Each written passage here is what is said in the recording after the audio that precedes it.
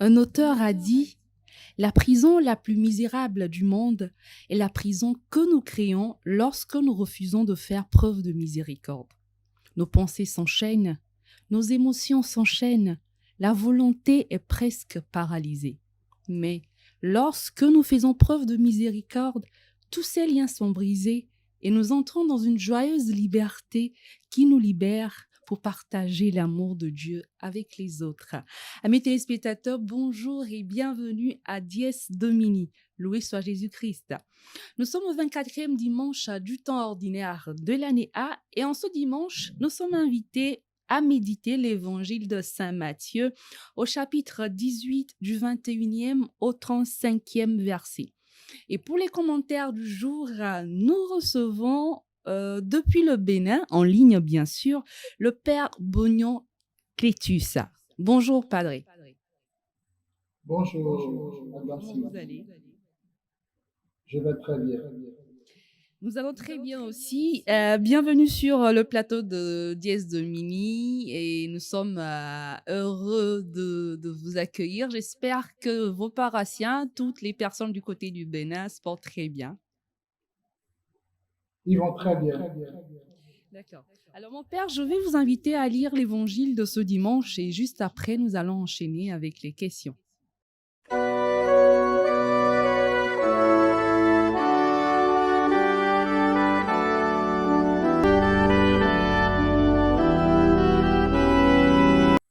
Évangile de Jésus-Christ selon saint Matthieu. En ce temps-là, Pierre s'approcha de Jésus et lui demandait: Seigneur, lorsque mon frère commettra des fautes contre moi, combien de fois dois-je lui pardonner? Jusqu'à 7 fois? Jésus lui répondit: Je ne te dis pas jusqu'à 7 fois, mais jusqu'à 70 fois 7 fois. Ainsi le royaume des cieux est comparable à un roi qui voulut régler ses comptes avec ses serviteurs. Il commençait quand on lui amena quelqu'un qui lui devait 10 000 talents. Comme cet homme n'avait pas de quoi rembourser, le maître ordonna de le vendre avec sa femme, ses enfants et tous ses biens, en remboursement de sa dette. Alors tomba à ses pieds, le serviteur demeurait prosterné et disait: Prends patience envers moi. Saisi de le partit et lui remit. Mais en sortant, ce serviteur le laissa partir. Mais en sortant, ce serviteur trouva un de ses compagnons qui lui devait 100 pièces d'argent.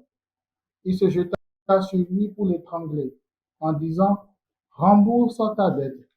Alors, tombant à ses pieds, son compagnon le suppliait: Prends patience envers moi et je te rembourserai. Mais l'autre refusa et le fit jeter en prison jusqu'à ce qu'il ait remboursé ce qu'il devait.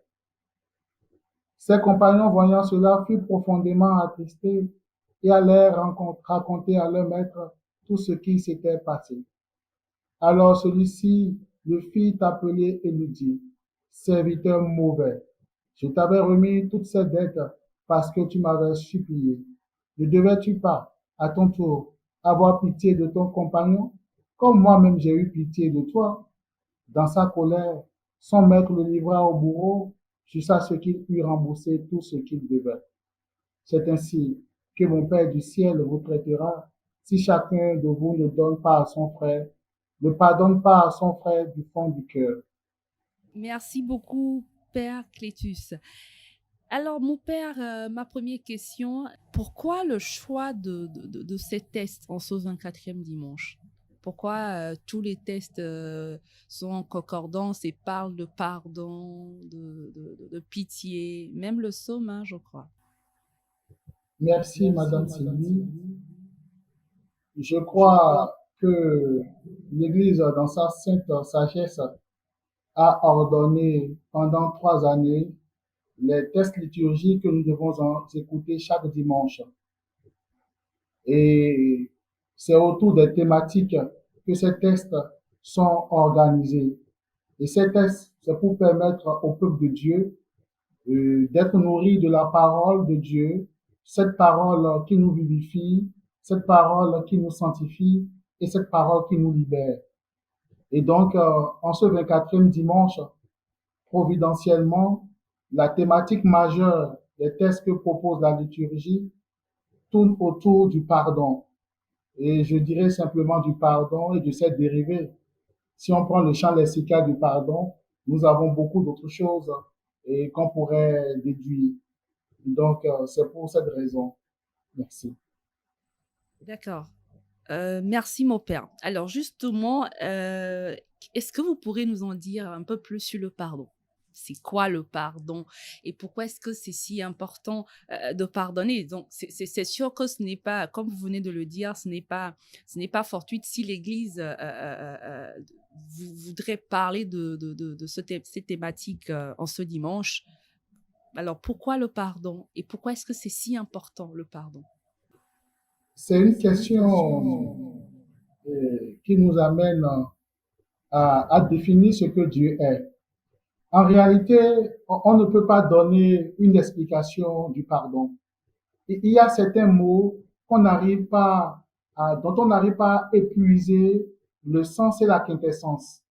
Vous voyez, quand vous parlez du pardon, toute définition donnera un pan de ce qu'est le pardon.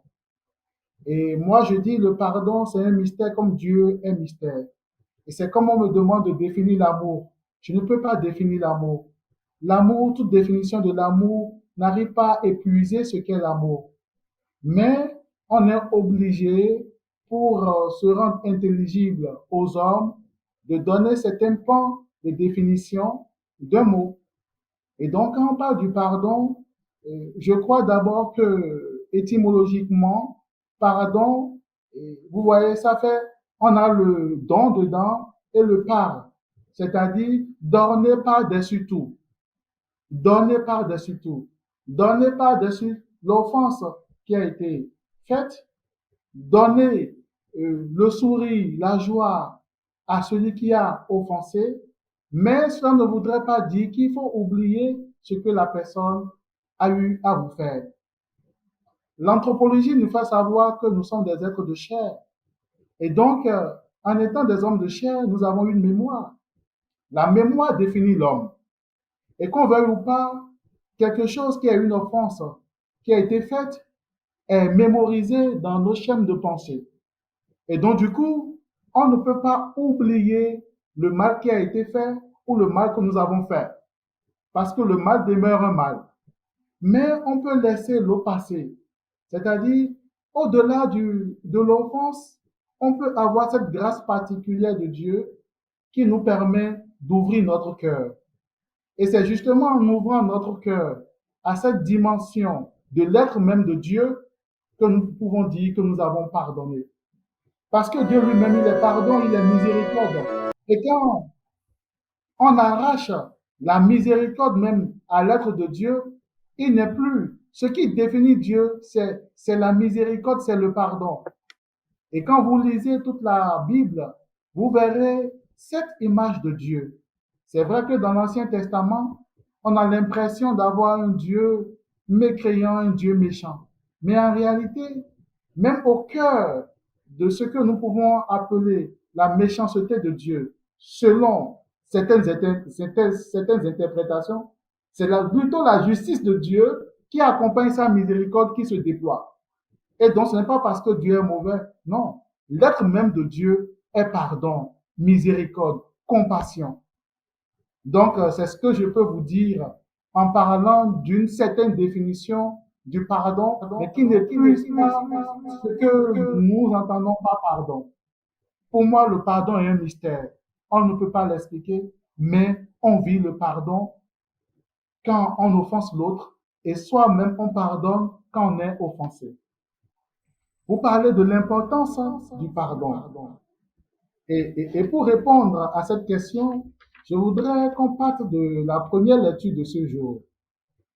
La première lecture de ce jour est tirée du livre de Ben Sirac le Sage. Et écoutez ce que Ben Sirac le Sage nous dit. Il dit, Rancune et colère, voilà des choses abominables où le pécheur est passé maître. Celui qui se venge éprouvera la vengeance du Seigneur. Celui-ci tiendra un compte rigoureux de ses péchés. Pardonne à ton prochain le tort qu'il t'a fait, alors ta prière, tes péchés seront remis. Si un homme nourrit de la colère contre un autre homme, comment peut-il demander à Dieu la guérison? S'il n'a pas de pitié pour un homme son semblable, comment peut-il supplier pour ses péchés à lui? Lui qui est un pauvre mortel, il garde rancune. Qui donc lui pardonnera ses péchés? Pense à ton sort final et renonce à toute haine. Pense à ton déclin et à ta mort et demeure fidèle au commandement. À travers ce beau poème du Ben Sirac le Sage, on découvre que le pardon nous ouvre à l'être même de Dieu. C'est quand l'homme ne pardonne pas, il ne peut pas bénéficier des arts du Seigneur. C'est en pardonnant que lui-même, il bénéficie du pardon de Dieu. Quand on ne pardonne pas, c'est comme si nous avons notre cœur qui est fermé. La pensée que vous avez dite en commençant cette émission, elle est provocatrice et porteuse de sens. Il n'y a pas il n'y a pas une grande prison que la prison de laquelle on se refuse de pardonner. Quand on refuse de pardonner, en réalité, on pense qu'on fait du mal à l'autre, mais en réalité, c'est à soi-même qu'on fait du mal. Parce que quand tu refuses de pardonner, tu as le cœur en lambeaux, tu rumines ce qui te fait mal, et du coup, tu es malaisé au plus profond de ton être. Mais quand tu as le courage de pardonner, c'est-à-dire donner par-dessus tout, laisser l'eau couler sur le pont, tu vois que en toi-même, tu es libéré. Quand bien même tu n'oublies pas l'offense de l'autre et que tu te libères en lui accordant encore une place au plus profond de toi, alors tu rejoins même l'amour trinitaire de Dieu. Cet amour trinitaire qui s'ouvre à nous malgré nos péchés. Et l'importance du pardon s'explique sur plusieurs plans. Sur le plan social, regardez, comment on peut vivre en société si on ne se pardonnait pas? Il est sûr, il doit y avoir des conflits entre les hommes, aussi bien sur le plan social que sur le plan religieux. Mais si nous devons garder rancune, chacun aller de son côté et ne pas avoir le courage d'adresser la parole à l'autre et guérir ce qui nous oppose, trouver une solution, un terrain d'attente, mais la société irait mal. Vous voyez. Et sur le plan humain soi-même, j'ai commencé par l'évoquer, quand on ne pardonne pas, on est malade. Il y a eu des études scientifiques aujourd'hui qui montrent que certains souffrent de certaines maladies qui n'ont pas de raison que le refus de pardonner. Et sur le plan théologique, quand on pardonne, c'est que nous montrons à l'autre l'image de Dieu que nous portons. Parce que nous sommes créés à l'image et à la ressemblance de Dieu. Et toutes les fois où l'homme pardonne, c'est-à-dire le pardon est un attribut divin, toutes les fois où l'homme pardonne, c'est qu'il entre lui-même dans l'amour de Dieu. De cet amour, il puise l'essentiel pour pouvoir pardonner à l'autre. Et donc, il manifeste Dieu à l'homme. Et quand on pardonne vraiment, on arrête la spirale du mal, la spirale de la violence. Parce que quand on ne pardonne pas, c'est une spirale qui s'instaure en nous d'abord, qui s'instaure entre l'autre et nous, et qui s'instaure quelquefois entre toutes les parties prenantes, c'est-à-dire l'autre a ses parties et moi-même j'ai mes parties. Et vous voyez un peu tout ce que le refus de pardonner peut engendrer. Et donc, quand on regarde, au regard de tout ça, il n'y a pas une meilleure libération que de pardonner à l'autre. Et je le dis souvent, la maladie du siècle aujourd'hui, ce n'est pas le sida, comme on le disait autrefois. C'est le manque de pardon, c'est le manque d'amour. C'est ça la maladie du siècle. Et quand véritablement on va pardonner. Et quand véritablement on éprouvera de l'amour à notre prochain, le monde irait mieux. Et donc, je peux dire, c'est l'importance de pardonner. L'importance de pardonner. Ce n'est pas une option pour le chrétien. Une option préférentielle, non. Le pardon est obligatoire pour le chrétien. Celui qui ne pardonne pas n'est pas de Dieu. Celui qui ne pardonne pas n'a pas l'Esprit de Dieu en lui. Parce que l'Esprit de Dieu, en réalité, nous fait pardonner. C'est l'Esprit de Dieu. C'est en cet esprit que nous trouvons la capacité, la puissance de pouvoir pardonner à l'autre. À la fin de de votre commentaire, que c'est dans l'esprit de Dieu qu'on puisse la capacité et la force de pardonner, parce que justement, c'est pas quelque chose d'aisé, c'est pas quelque chose de si facile. On le dit, il faut pardonner. Et comme l'avait dit, pour le chrétien, ce n'est pas un choix, c'est une obligation. Mais convenez avec moi, mon père, que des fois, c'est difficile.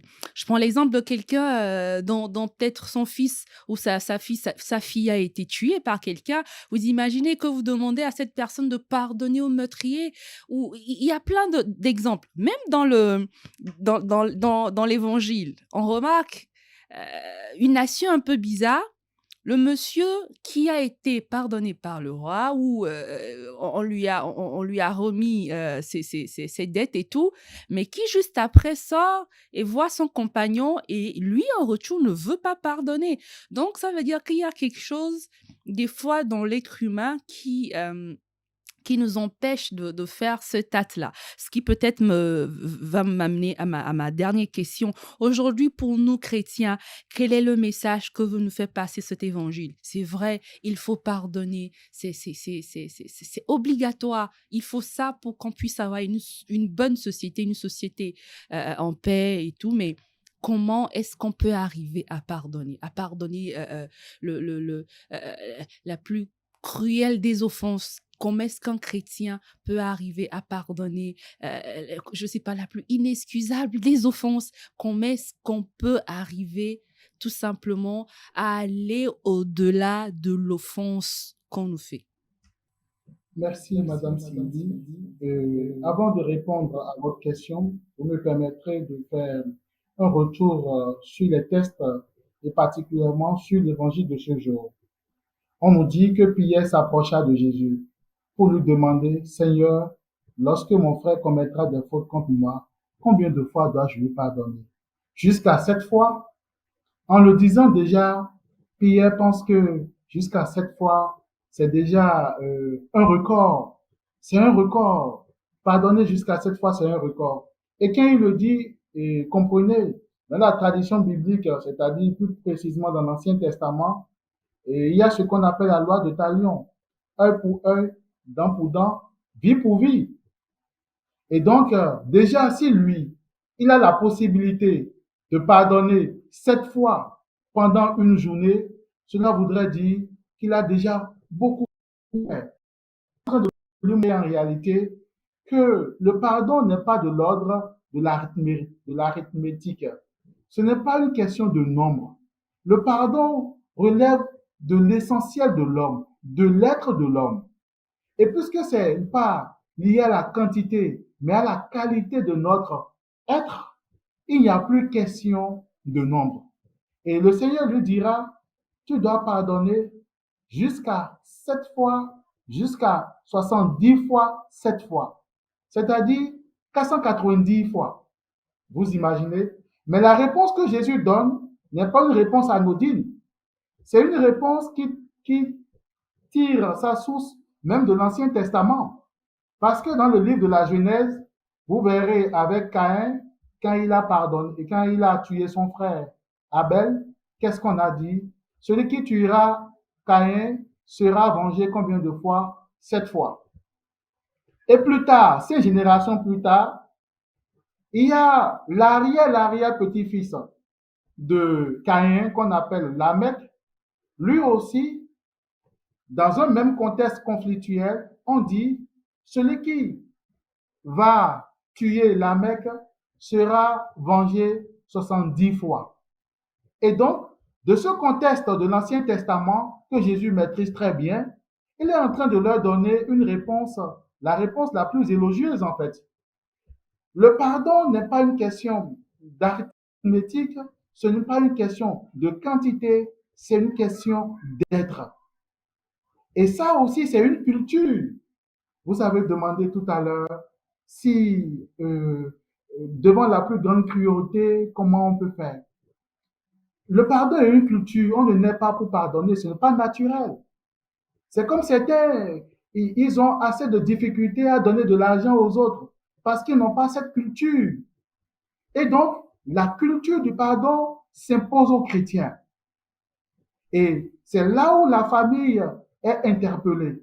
C'est déjà dans la famille qu'on doit pouvoir commencer par éduquer les enfants aux valeurs du pardon. Mais quand l'enfant lui-même, dans un contexte familial, il naît dans un contexte conflictuel, ses parents sont tout le temps en conflit, cet enfant ne peut pas grandir avec, et, comment j'allais dire, avec cette capacité de pardonner. Non. Et donc, ce qu'il faut d'abord en partant des tests de ce jour, c'est qu'il faut cultiver le pardon. Mais avant de cultiver le pardon est avant tout une grâce du Seigneur. Et c'est là justement la dimension mystique du pardon. L'homme de lui-même, devant certaines fautes, ne peut pas pardonner. Si cette personne-là n'entre pas en Dieu, c'est pourquoi je disais tout à l'heure que le pardon est un attribut divin. Et toutes les fois où l'humain veut se réapproprier cet attribut divin, il faut nécessairement qu'il entre en Dieu. Et pour entrer en Dieu, il n'y a pas autre chemin que le chemin de la prière, que le chemin de l'oraison, que le chemin de la contemplation même de Dieu.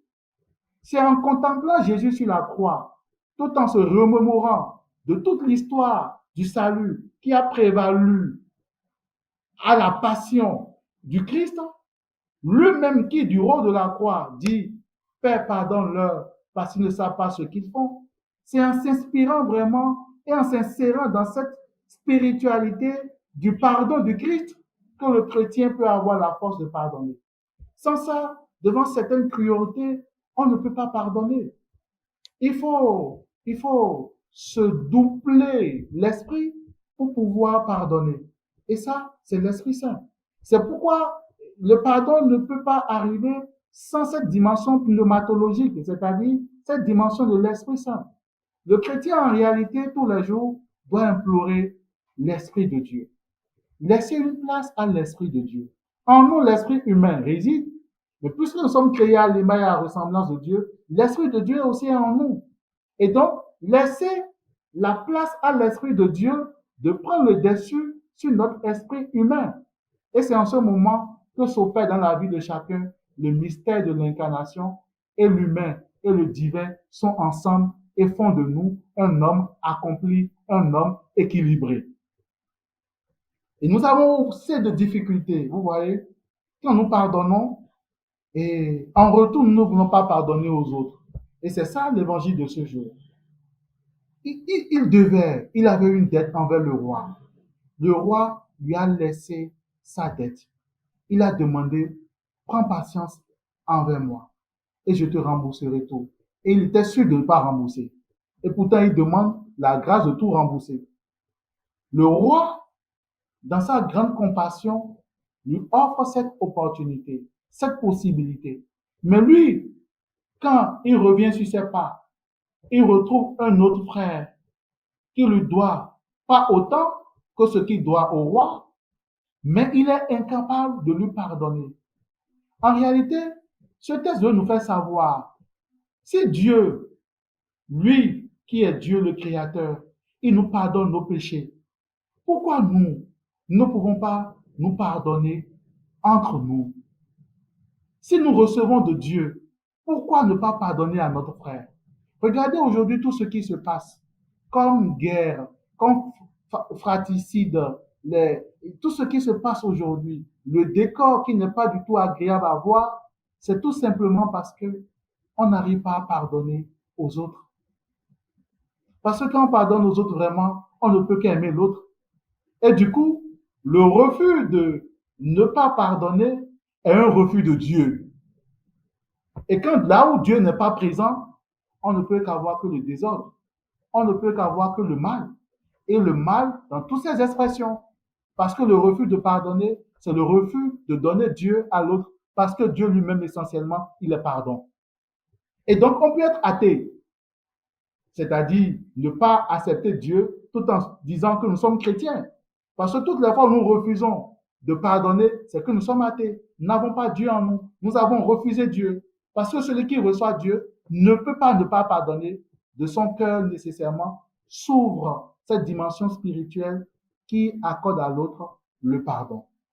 Merci beaucoup, Père Clétus. Merci infiniment. Et j'espère que ces commentaires sur l'évangile de ce dimanche touchent, j'espère que ça va beaucoup toucher nos téléspectateurs et que par la grâce du Seigneur, beaucoup qui aujourd'hui n'arrivent pas à pardonner, qui n'arrivent pas à avoir un cœur de pardon, puissent être touchés en ce moment et que le Seigneur puisse leur faire grâce pour qu'ils puissent pardonner et être libérés. Merci beaucoup, Père Clétus, d'avoir accepté notre invitation, d'avoir répondu à nos questions, d'avoir commenté cet évangile avec nous. Infiniment merci.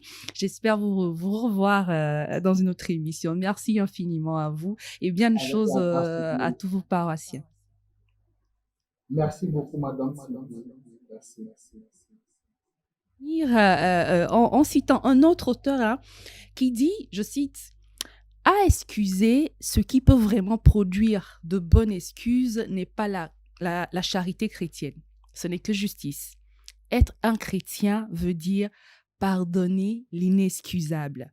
Parce que Dieu a pardonné l'inexcusable en vous. C'est dur. Il n'est peut-être pas si facile de pardonner une seule blessure. Mais pardonner les provocations incessantes de la vie quotidienne, continuer à pardonner à la belle-mère autoritaire, au mari tyrannique, à la femme harceleuse, à la fille égoïste, au fils trompeur, comment pouvons-nous le faire? Seulement, je pense en nous rappelant où nous en sommes, en signifiant nos mots quand nous disons dans nos prières chaque soir. Pardonne-nous nos offenses comme nous pardonnons à ceux qui nous ont offensés. On nous offre le pardon à aucune condition. Le refuser signifie refuser la miséricorde de Dieu pour nous-mêmes. Il n'y a aucune allusion à des exceptions et Dieu pense ce qu'il dit. Fin de citation. Et pour totalement finir, je voudrais aussi ajouter ces mots de Stormy Omartian qui dit « Le pardon ne rend pas l'autre personne juste, il vous rend libre ». Merci, chers amis, de nous avoir suivis. On se retrouve la semaine prochaine pour un nouveau numéro. Restez bénis. Au revoir.